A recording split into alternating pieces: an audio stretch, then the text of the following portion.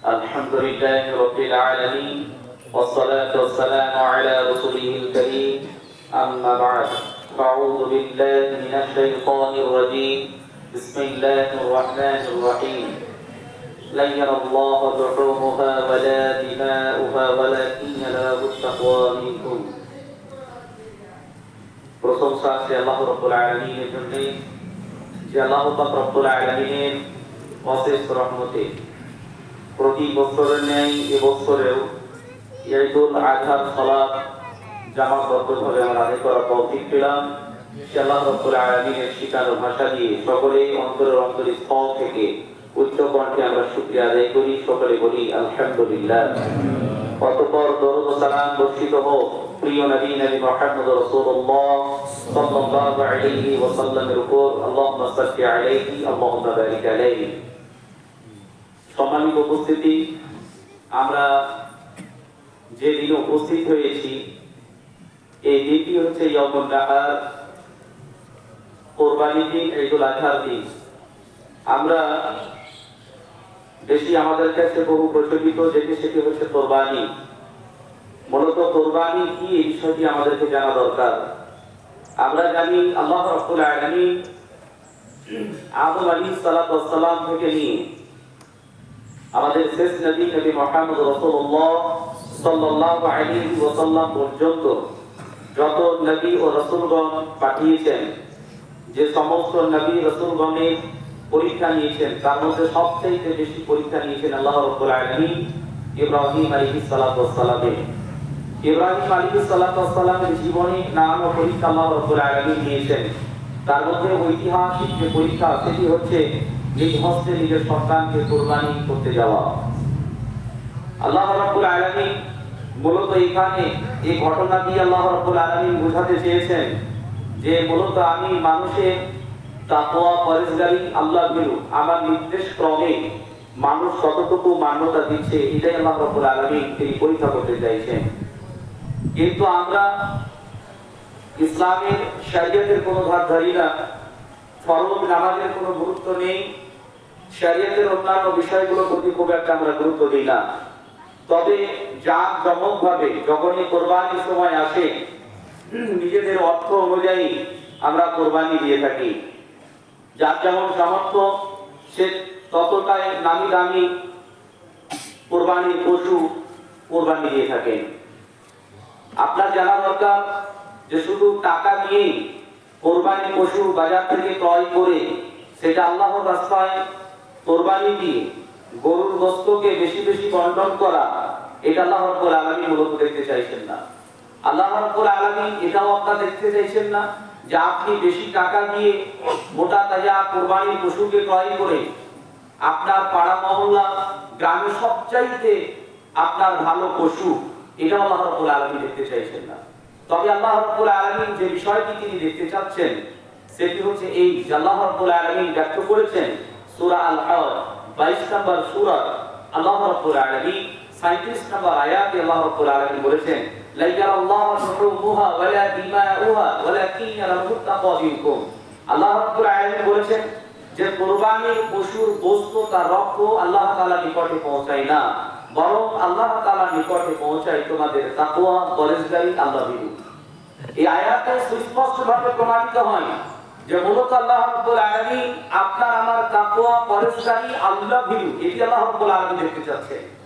তাই এই আল্লাহ ভীরু পরহেজগারিতা বাজারে কোথাও ক্রয় করে এই পরহেজগারি কোথাও পাওয়া যায় না। আপনি মনে করেন কোরবানির পশু বাজার থেকে বেশি টাকা দিয়ে ভালো মোটা তাজা কোরবানির পশুকে কিনে নিয়ে এলেন, এটা তাকওয়া নয়। আল্লাহ রাব্বুল আলামিন দেখতে চাচ্ছেন আপনার ভয় ভীতি।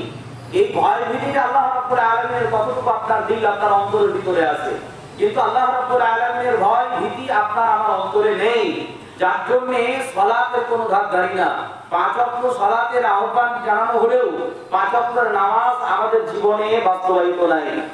এটাই বড় প্রমাণিত হয় যে আল্লাহর ভয় আপনার দিল আপনার অন্তরে নেই। যার জন্য ডোন্ট কেয়ার, কোনো কিছু না ভেবে নির্দ্বিধায় আপনি আপনার মতো জীবন যাপন করেন, কখনো মান্যতা দেন না। আল্লাহ রাব্বুল আলামিন কি বলেছেন, নবী করিম সাল্লাল্লাহু আলাইহি ওয়াসাল্লামের আখলাক চরিত্র কি, এটা গুরুত্ব দিয়ে যথারীতিভাবে মূল্যায়ন করতে পারেন না, এটা আপনাদের জীবনের ব্যর্থতা। মনে রাখতে হবে, আপনার আমার জীবন এটা শুধুমাত্র আল্লাহ রাব্বুল আলামিনের। এই জীবন, এই মরণ, এটা অন্যান্য কারোর জন্য নয়, এটা শুধুমাত্র হতে হবে কার জন্য? আল্লাহ রাব্বুল আলামিনের জন্য। আল্লাহ রাব্বুল আলামিন সূরা নাম 6 নম্বর সূরা 162 নম্বর আয়াতে স্পষ্টভাবে জানিয়েছেন, কুল ইন্না সালাতি নুসুকি ওয়া মাহইয়া ওয়া মামাতি লিল্লাহি রাব্বিল আলামিন। আল্লাহ রাব্বুল আলামিন নবী করিম সাল্লাল্লাহু আলাইহি ওয়াসাল্লামকে বললেন, কুল হে নবী বলে দাও, ইন্না সালাতি নিশ্চয় আমার সালাত, ওয়া নুসুকি এবং আমার কুরবানি, ওয়া মাহইয়া ওয়া মামাতি আমার জীবন আমার মরণ লিল্লাহি রাব্বিল আলামিন বিশ্ব জগৎ প্রতিপালক আল্লাহ রাব্বুল আলামিনের জন্য। তাহলে এই আয়াত দ্বারা স্পষ্টভাবে প্রমাণিত হয় আপনার জীবনের নামাজটি হতে হবে কার সন্তুষ্টির জন্য? কার জন্য? এই যে ঈদুল আজহার সালাত আদায় করলেন কার সন্তুষ্টির জন্য? ফজরের নামাজ পড়ার কি কার সন্তুষ্টির জন্য? আল্লাহ সন্তুষ্টির জন্য। ফজরের নামাজ পড়া আল্লাহ সন্তুষ্টির জন্য। ফজরের নামাজ পড়েননি, এটা আল্লাহকে নয় শয়তানকে সন্তুষ্টি করেছেন আপনি। ফজরের নামাজ, ফরজ নামাজকে বাদ দিয়ে এই সুন্নাতের মর্যাদা সালাত আদায় করতে এসেছেন। এখন যদি বলেন যে আমি আল্লাহ সন্তুষ্টির জন্য এসেছি, তাহলে পূর্বের ফজরের ফরজ নামাজটাকে ত্যাগ করলেন কেন? তাহলে ওইটাকে ত্যাগ করা মানে আল্লাহকে সন্তুষ্টি নয়, বরং শয়তানকে সন্তুষ্টি করে আপনি এসেছেন। আপনার কুরবানি হতে হবে কার জন্য? আল্লাহ রাব্বুল আলামিনের জন্য। যে পশুকে এখন কি আপনি হালাল করবেন, এটা আল্লাহ রাব্বুল আলামিনের সন্তুষ্টির জন্য। মূলত এই কুরবানির পশু আমরা হালাল করে এর গোশত কতটুকু হচ্ছে, এর রক্ত কেমন, আমার এই কুরবানির পশুর গোশতের সঙ্গে চর্বি কেমন, অমুক অমুক ব্যক্তির থেকে আমার পশুর কুরবানির গোশত খুব সুন্দর, খুব ভালো, এই যে এক অপরে বড়াই করা, এক অপরকে বলা, এটা কিন্তু আল্লাহ সন্তুষ্টির জন্য নয়, এটা হচ্ছে লৌকিকতা।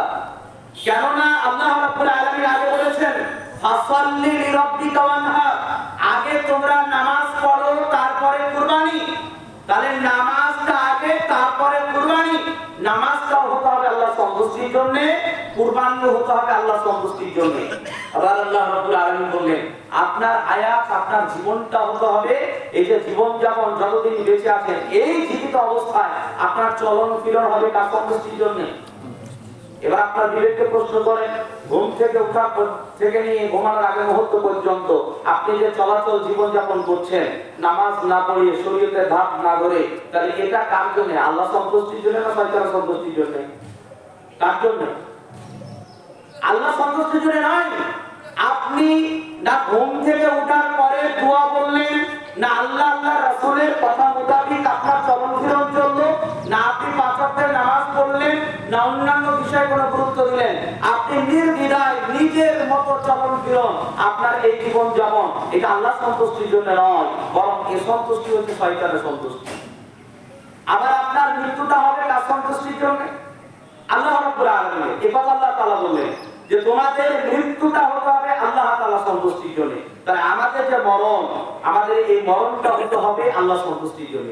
আল্লাহ সন্তুষ্টির জন্য বলতে গেলে আল্লাহ রাব্বুল আলামিন বলেছেন, ইয়া আইয়ুহাল্লাযীনা আমানু তাকুল্লাহ হাক্কা তুকাতি ওয়া লা তামুতুন্না ইল্লা ওয়া আনতুম মুসলিমুন। আল্লাহ রাব্বুল আলামিন বললেন, ও ঈমানদারগণ, তোমরা আল্লাহকে ভয় করো, যথারীতিভাবে ভয় করো, যেমনটা ভয় করা দরকার, এবং প্রকৃতপক্ষে মুমিন মুসলমান না হয়ে তোমরা মৃত্যুবরণ করো না। তাহলে প্রকৃত মুমিন মুসলমান, এটা আল্লাহ সন্তুষ্টি হয়ে আপনাকে মৃত্যুবরণ করতে হবে।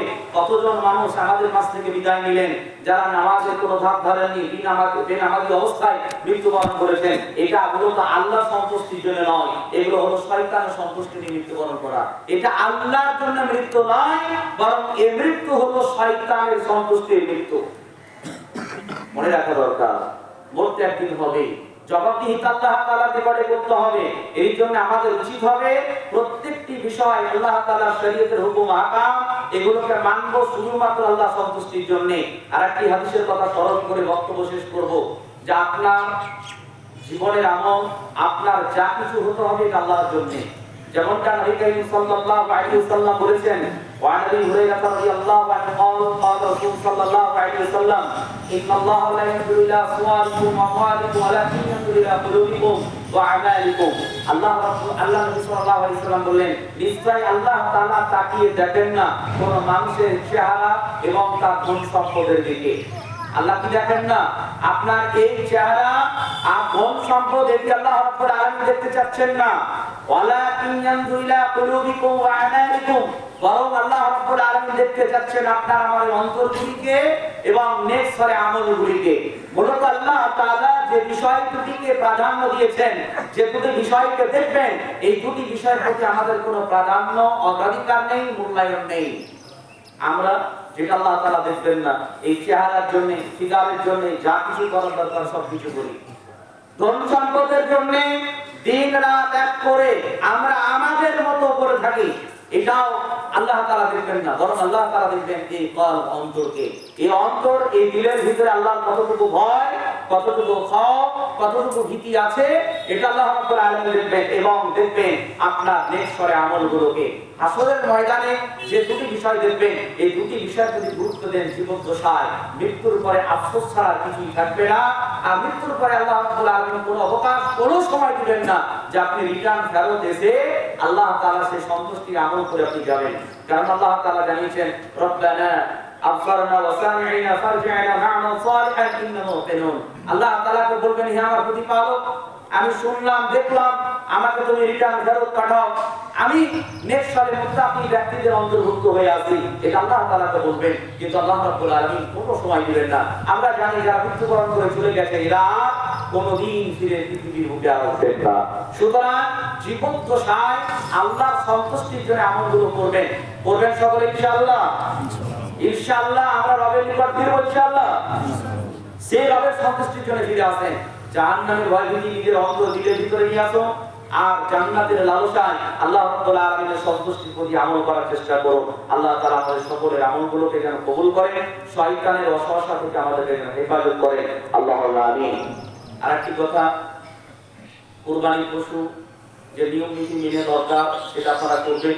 শুধু প্রশাসন বা আমাদের রাজ্যের সরকার যেটা হুকুম করে সেটা বলে নয়, আমাদের শরীয়তে সেটাই নির্দেশ দেয় যে পরিষ্কার পরিচ্ছন্ন জায়গায় আমরা আড়ালের ভিতরে কোরবানি পশু হালাল করব।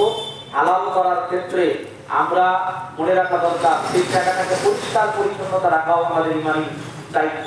কেননা নবী করিম সাল্লাল্লাহু আলাইহি ওয়াসাল্লাম বলেছেন, ইমানের যতগুলো অঙ্গ প্রত্যঙ্গ আছে তার মধ্যে একটি হচ্ছে এই যে ইমাতাতুল আযা আনিত তারিক, রাস্তা থেকে কষ্টদায়ক জিনিসকে সরিয়ে দেওয়া।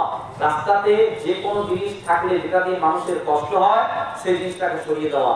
সুতরাং আমরা যে জায়গায় পশুকে হালাল করব সেই জায়গায় আমরা সেটাকে কমপ্লিট করার পর পরিষ্কার পরিচ্ছন্ন করে অবশিষ্ট যেগুলো থাকবে সেগুলোকে আমরা গর্ত করে সেই জায়গায় আমরা পুঁতে ফেলবো, যাতে করে কোনো ধরনের দুর্গন্ধ না সে জায়গা থেকে বেরিয়ে আসে।